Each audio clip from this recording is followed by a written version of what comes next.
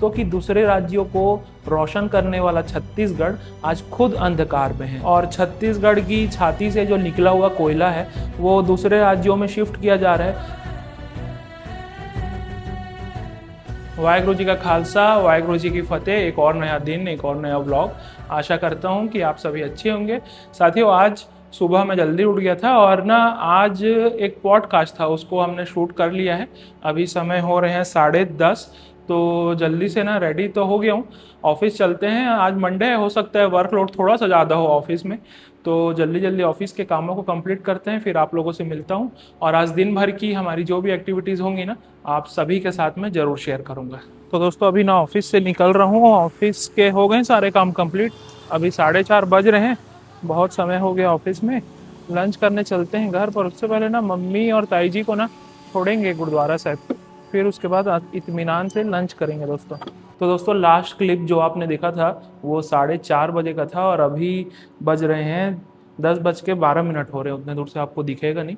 तो मैं ना सबसे पहले तो घर आया, मम्मी और ताई जी और चाची को ना गुरुद्वारा साहब छोड़ा, उसके बाद फिर वापस घर आया, लंच किया। लंच करने के बाद ना थोड़ा सा रेस्ट किया, फिर ऑफिस गया, ऑफिस के काम कंप्लीट किया और वापस से ना घर आ गया था। 7:30 बजे के आसपास आ गया था और उस समय से लेके अभी तक ना यहीं पे ही बैठा हूँ स्टूडियो में। कुछ कुछ जो लाइट्स है ना उसकी सेटिंग देख रहा था, कुछ कुछ एक्सपेरिमेंट करके देख रहा था। तो समय का ना पता ही नहीं चला और महासमुंद भ्रमण के लिए मैं जा ही नहीं पाया। एक टॉपिक के बारे में आपसे बात करनी थी, उस टॉपिक से रिलेटेड ना 3 से 4 बार वही सेम रील्स ना मेरे फीड में आई थी, मतलब अलग अलग चैनल से आई थी, तो सेम रील्स आई थी।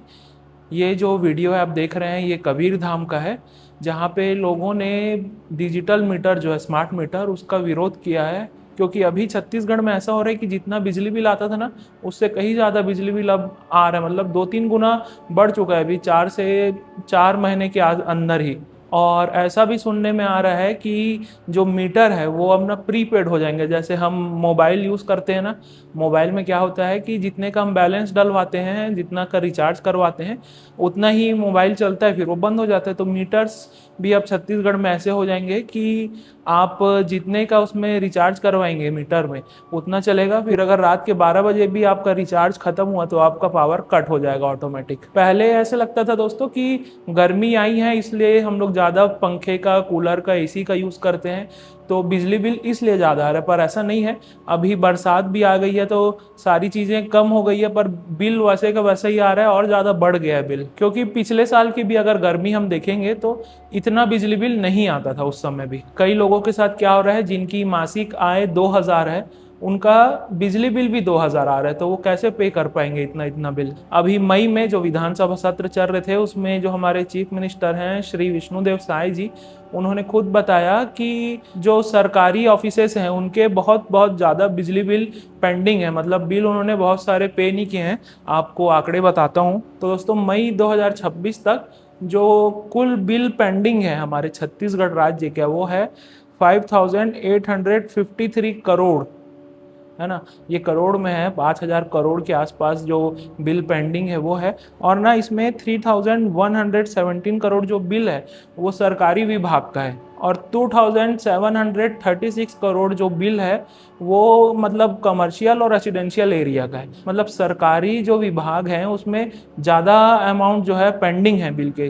तो क्या ऐसा हो रहा है कि सरकारी विभाग से वसूली ना होने के कारण जो आम लोग हैं, जो दुकानदार हैं, या फिर जो हम हैं रहवासी लोग हैं, उनसे बिल बढ़ा के लिया जा रहा है। बात हुई थी कि 30 से 40 पैसे प्रति यूनिट जो बिल है वो बढ़ेंगे, मतलब रेसिडेंशियल एरिया में, पर इससे तो कई गुना ज़्यादा ही अभी बिल आ रहे हैं, जो हमारे बिल आ रहे हैं। और हम देखते हैं कि जितने भी मंत्री हैं सभी सोलर पैनल और सोलर एनर्जी को बहुत ज़्यादा प्रमोट कर रहे हैं। क्या ऐसा है जैसे इथेनॉल को बहुत ज़्यादा प्रमोट किया जा रहा है, पेट्रोल के रेट बढ़ाए जा रहे हैं ताकि लोग इथेनॉल की तरफ शिफ्ट हो जाएं, क्योंकि इथेनॉल से एक बहुत बड़े नेता के बेटे को फ़ायदा हो रहा है। और सोलर पैनल को भी इसलिए प्रमोट किया जा रहा है कि किसी का फ़ायदा हो रहा होगा उसमें भी, और जो बिल है उसको बढ़ाएंगे तो अपने आप लोग सोलर पैनल की तरफ शिफ्ट करेंगे। तो इतने ज़्यादा अमाउंट में जो बिल आ रहे हैं ना दोस्तों, शायद इसलिए ही ना जितने भी बिजली विभाग हैं वहाँ पे कंप्लेंट्स की भरमार आ चुकी है अभी पिछले 2-3 महीनों में। और छत्तीसगढ़ की छाती से जो निकला हुआ कोयला है वो दूसरे राज्यों में शिफ्ट किया जा रहा है, जब हम सब जानते हैं कि छत्तीसगढ़ कोयले का कितना बड़ा उत्पादक है। तो अगर वही कोयला हम छत्तीसगढ़ में ही यूज़ करेंगे अपने बिजली बनाने के लिए, तो बिजली का जो रेट है पर यूनिट के हिसाब से बहुत कम भी हो जाएगा। बहुत साल पहले मेरे को याद है जब हमारे रिश्तेदार भी आते थे ना दूसरे राज्यों से, अन्य राज्यों से, तो वो हैरान हो जाते थे कि हमारे घर में इन्वर्टर नहीं है, क्योंकि उनके मतलब दूसरे राज्यों के जो घर हैं वहाँ पे इन्वर्टर होना तो अनिवार्य था। वहाँ पे बहुत ज़्यादा लाइट जाती थी, पहले छत्तीसगढ़ में नहीं जाती थी, इतनी ज़्यादा लाइट कटौती नहीं होती थी, पर अभी जो पिछले 2-3 सालों से बहुत ज़्यादा कटौती हो रही है।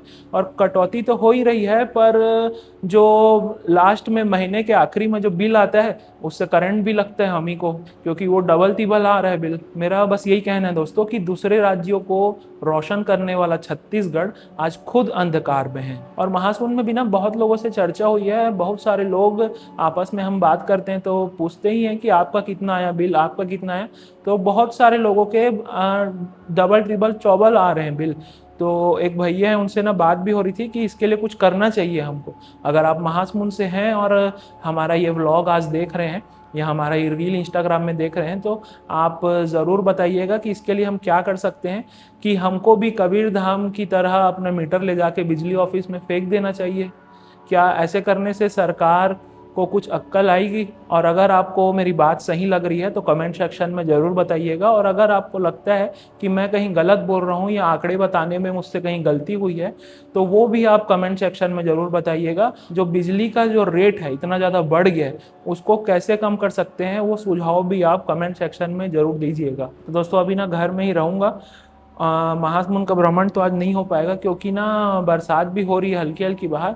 पर ना मार्केट से ना एक सामान लेने जाना था, अगर बेकरी खुली होगी ना तो एक बार मैं देख लूँगा जाके और सामान ले लूँगा, क्योंकि बंटी बेकरी है ना वो खुले रहती है 10:30 के आसपास भी। और यहाँ पे ना बैठे बैठे समय का पता नहीं चलता है स्टूडियो में, क्योंकि जितने भी गेस्ट भी आए हैं ना वो भी बोलते हैं कि जो 1-1 घंटे वाला हमारे पॉडकास्ट हुए हैं ना तो पता ही नहीं चला समय का, बोलते हैं वो भी।